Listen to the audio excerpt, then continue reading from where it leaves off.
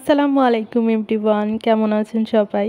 আশা করছি যে যেখান থেকে আমার আজকের এই ব্লগটি দেখা শুরু করেছেন সবাই ভালো আছেন। আমিও আলহামদুলিল্লাহ আছি বেশ ভালোই। আবার 2-1 দিন ধরে একটানা বৃষ্টি হচ্ছে। এর আগে তো প্রচুর গরম পড়েছিল। এবছরের শ্রেষ্ঠ গরম বলা যায় এরকম। তো গরমের পরে বৃষ্টি তো ভালোই লাগে, আবার একটানা বৃষ্টি হলেও সমস্যা, ভালো লাগে না তখন আর। তো 2-3 দিন ধরে ভালোই বৃষ্টি হচ্ছে, এমনিতে ঠান্ডা ঠান্ডা পরিবেশ। আমরা যারা ঘরে থাকি, ঘরে কাজ করি, তাদের জন্য তো সুবিধাই, ঠান্ডা ঠান্ডা ওয়েদার থাকে, পরিবেশ ভালো লাগে। কিন্তু যারা বাইরে কাজ করে, বাইরে কাজকর্ম করে খায়, তাদের জন্য তো বৃষ্টি একদম একটানা বৃষ্টি হলে দেখা যায় বাইরে কাজ করাও কষ্টকর হয়ে যায়। তো আমি আজকে দুপুরে রান্না করছি। দুপুরের জন্য হচ্ছে মাছ ভুনা করছি। বড় মাছটাকে ছোট ছোট পিস করে নিয়েছি। আর আজকে হচ্ছে এই মাছটা আমি কাঁচাই ভুনা করব, একদম কোনো পানি দিব না, পানি ছাড়াই এই মাছটা ভুনা করে নিতে হবে। প্রথমে পেঁয়াজ কাঁচামরিচটা সুন্দর করে কিছুক্ষণ ভেজে নিয়ে তারপরে মাছটা দিতে হবে। তারপরে হচ্ছে আমি সব মশলা দিয়ে দিয়েছি, হলুদের গুঁড়া, ধনিয়া গুঁড়া, মরিচের গুঁড়া, জিরার গুঁড়া সব কিছু দিয়ে ঢাকনা দিয়ে ঢেকে নিয়েছি। একটু লো আঁচে রান্না করতে হবে, কারণ মাছের থেকে যে পানি আসবে সেই পানি দিয়ে হচ্ছে মাছটাকে সেদ্ধ করে নিতে হবে। বেশ কিছুক্ষণ রান্না হয়ে গেলে তারপরে দেখতে পারবেন যে মাছটা সুন্দরভাবে রান্না হয়ে গেছে। একদম লো আঁচে রান্না করে নেবেন, তাহলে পানিটা ভালোভাবে বের হবে। তো ভালো করে রান্না করে নেওয়ার পরে তারপরে হচ্ছে এখানে আমি লাস্টে ভাজা জিরের গুঁড়ো দিয়ে দিব। আর যেহেতু কাঁচা মাছ ভুনা করছি, একটু সাবধানে নেড়ে দিতে হবে। আর আমার আস্তে ভাজা জিরের গুঁড়োটা হচ্ছে শেষ হয়ে গিয়েছিল, তো আমি আবার একদম ফ্রেশটা হচ্ছে ভেজে ব্লেন্ডারে গুঁড়ো করে নিলাম। তো ফ্রেশ একদম ভাজা জিরের গুঁড়া দিলে কিন্তু সুন্দর একটা ফ্লেভার আসে। তো আমি হাত দিয়ে সুন্দর করে ছিটিয়ে দিয়ে ভাজা জিরের গুঁড়োটা দিয়ে তারপরে ঢাকনা দিয়ে ঢেকে লো আঁচে আরও 5 থেকে 7 মিনিট রান্না করে নিব। এতে করে ভাজা জিরের যে সুন্দর ফ্লেভারটা সেটা মাছের মধ্যে একদম ভালোভাবে মিক্সড হয়ে যাবে। খেতে খুবই মজা লাগে, আপনারা অবশ্যই এইভাবে করে খাবেন, দেখবেন যে খুব ভালো লাগে। সবসময় তো এক ধরনের রান্না খেতে ভালো লাগে না।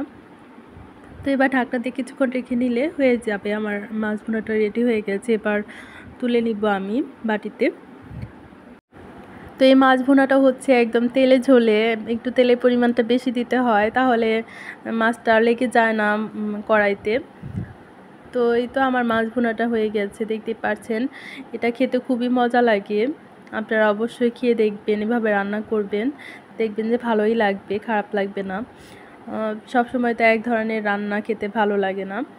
তো আমি তো এইভাবে মাঝে মাঝেই করি, বড় মাছ নিয়ে আসলে ছোট ছোট পিস করে করি। আবার শিং মাছ, টাকি মাছ বা যে ধরনের ছোট ছোট মাছগুলাও এইভাবে ভুনা করলে ভালো লাগে। শিং মাছ, টাকি মাছ, তারপর হচ্ছে বাইম মাছ, এভাবে পানি ছাড়া ভুনা করে নিলে খেতে সত্যি খুবই ভালো লাগে। তো আমি আজকে দুপুরে রান্নার জন্য এই মাছ ভুনা থাকবে, সাথে হচ্ছে পেঁপে দিয়ে ডাল দিয়ে রান্না করব, বাগার দিয়ে রান্না করব।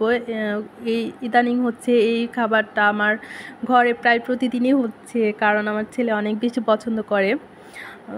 বাচ্চারা হচ্ছে অনেক বাচ্চাদের সবজি খাওয়ানো যায় না, তো ডাল দিয়ে এভাবে সবজি রান্না করে যদি আপনারা খাওয়ান তাহলে কিন্তু দেখবেন খুবই ভালো হবে। আমার ছেলে তো এটা খুবই পছন্দ করে, মাশাআল্লাহ। আমার ছেলে এমনিতে সব সবজি খায়, আর এই ডালটা তো আর খুবই পছন্দ। তো মাঝে মাঝে আমি রান্না করে দিই এভাবে করে। এখন তো পেঁপের সিজন, কাঁচা পেঁপে পাওয়া যাচ্ছে প্রচুর পরিমাণে। তো একদিন আমি পেঁপের এই ডালটার ফুল রেসিপি দেওয়ার ট্রাই করব। তো আমি এক মুখে বলে দিই, বেশি পুরো ভিডিওতে দেখাতে গেলে দেখা যায় যে অনেক বেশি ভিডিও লং হয়ে যায়।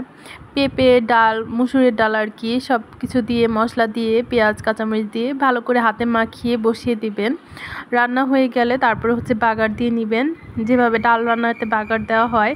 আমি এখানে রসুন, পেঁয়াজ, তারপর হচ্ছে প্রথমে আস্ত শুকনো মরিচ ফোড়ন দিয়ে নিয়েছি, তারপরে রসুন পেঁয়াজ ভালো করে ভেজে একদম লাল লাল করে ভেজে তারপরে 5 ফোড়ন দিয়ে দিয়েছি। 5 ফোড়নের এই ফ্লেভারটা এই ডালে টেস্টটা হচ্ছে আরও দ্বিগুণ বাড়িয়ে দেয়। 5 ফোড়নের ফ্লেভার তো আমাদের কাছে খুব ভালো লাগে। তো এখানে আমার রান্না হয়ে গেছে, আমি মাছ ভুনা করে নিয়েছি। আর আজকে খুবই মজার বাটা করেছি, এখানে শুকনো মরিচ বাটা, লাল মরিচ আর কালো জিরা বাটা করেছি। এই বাটা দেখে অনেকেরই লোভ লাগবে, তো আমি এভাবে একটু বেশি করে করি, তাতে 2-3 দিন চলে যায়।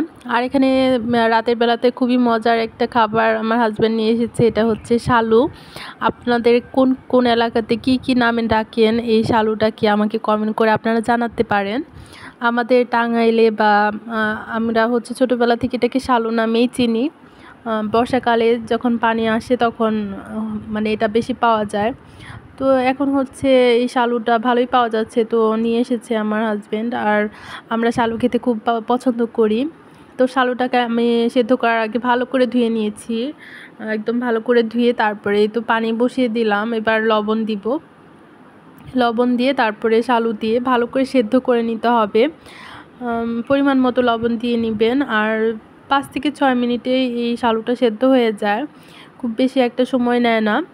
তো আমি লবণটা দিয়ে তারপর হচ্ছে শালুটা ঢেলে দিলাম। এবার ঢাকনা দিয়ে ঢেকে তারপরে হচ্ছে রান্না করে নিব 5-6 মিনিট। তারপরে চেক করে দেখে নেবেন যে সেদ্ধ হয়েছে কি না। খুব বেশি সেদ্ধ হলে কিন্তু আবার খেতে ভালো লাগবে না, গলে যাবে, একদম আলুর মতো হয়ে যায় গলে। তো খুব বেশি সেদ্ধ করা যাবে না, একদম টেস্ট করে দেখবেন যে পরিমাণ মতো সেদ্ধ হলেই হয়ে যাবে। তো আমি সেদ্ধ করে নেওয়া হয়ে গেছে, এবার পানিটা ছাড়িয়ে নিব। এখন আর পানি দিয়ে ধুবো না, তাহলে লবণটা চলে যাবে। তো এভাবে আমি ঠান্ডা করে নিব। তো এই শালুটা কিন্তু আমাদের খুবই পছন্দর, ছোটোবেলায় যারা খেয়েছেন তাদের কাছে তো আমি জানি খুব ভালো লাগে। তো এখানে আমি আমার হাজব্যান্ডকে দিচ্ছি, গরম গরমই খেতে ভালো লাগে এটা। তো গরম গরমই হচ্ছে দিচ্ছি, আর আমিও খাবো লবণ আর হচ্ছে শুকনো মরিচ দিয়ে। তো এই তো ছোটো ছোটো এই শালুগুলো বেশি ভালো লাগে বড় শালুগুলোর থেকে। তো এখানে আমিও নিয়েছি হচ্ছে লবণ আর হচ্ছে শুকনো মরিচ। এবার লবণ আর শুকনো মরিচটাকে সুন্দর করে মিক্সড করে তারপরে শালু হচ্ছে ছুলিয়ে নিয়ে তারপরে খাবো। লবণ আর শুকনো মরিচ দিয়ে এই শালুটা খেতেই বেশি ভালো লাগে। অনেকেই শুধু লবণ দিয়ে খায়, এমনিতেও খাওয়া যায়, কিন্তু আমাদের কাছে লবণ আর শুকনো মরিচ দিয়ে খেতে ভালো লাগে। তো আমি মেইনলি এটা হচ্ছে আমার হাজব্যান্ডের কাছ থেকে শিখেছি। আমি ছোটোবেলায় শালু একদমই খেতে পারতাম না, এখন খুবই ভালো লাগে। তো এই তো আমি লবণ মাখিয়ে শালুটা খাই। আশা করছি আজকের ভিডিওটি আপনাদের কাছে বেশ ভালো লেগেছে। ভিডিওটি ভালো লাগলে লাইক করতে কিন্তু ভুলবেন না। আর আপনারা যারা আমার চ্যানেলে নতুন এসেছেন, আমার ভিডিওর কোনো অংশ যদি আপনাদের কাছে ভালো লাগে তাহলে প্লিজ আমার চ্যানেলটিকে সাবস্ক্রাইব করে আমার সাথেই থেকে যাবেন। আজকে শালু খেতে খেতে আপনাদের কাছে থেকে বিদায় নিয়ে নিই। সবাই ভালো থাকবেন। আমার পরবর্তী ভিডিও দেখার আমন্ত্রণ রইল। আসসালামু আলাইকুম।